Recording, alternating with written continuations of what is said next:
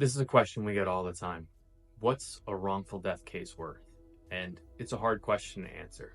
But there are several factors that we look at, and pretty much every lawyer who handles these cases is going to look at the same factors. The first thing that we look at when evaluating a wrongful death claim is who are the survivors and what are the relationships. So those are the family members who are allowed by statute to make a claim for the wrongful death.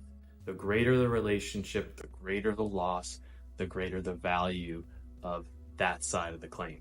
The second thing we look for in evaluating a wrongful death claim is what evidence do we have to support these claims? It's very nice if the person who's in court claiming the loss says they had a wonderful relationship with the person who passed away. It's another thing to have objective evidence in the form of photographs, videos, telephone records, text messages. You might be watching this video and saying, of course, everyone is going to have photos and videos with their parents or their children. But I'll tell you, I've had cases before where there was a significant relationship, but for whatever reason, the survivor just wasn't the kind of person that took photos or videos. We had 1 or 2 photographs showing that father and son or mother and son had any kind of relationship at all.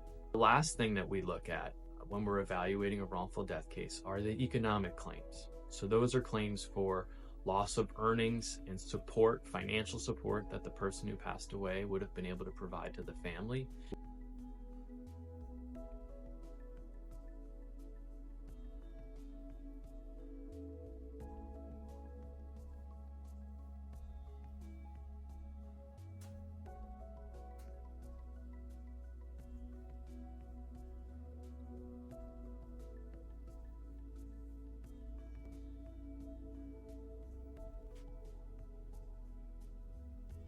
In any wrongful death case, even if there's an admitted liability case, meaning the person who caused the death says, we're sorry, we caused it, we accept responsibility, a jury could do almost anything. There have been cases that have gone to trial where lawyers were certain they were going to wind up with millions or tens of millions of dollars for the clients, and the verdict came back very low. The opposite is true as well. And so what we do when we're trying to evaluate a case for settlement is we look at it like a bell curve. So there's a reasonable range where we would expect a reasonable jury to return a verdict for X amount of dollars within a range. And the defense will have their own range of what they think a reasonable jury could come back with.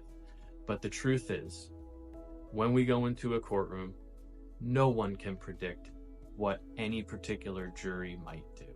Depending on who is on the jury, the results can vary widely, even with the same claims, the same witnesses, the same lawyers, the same evidence.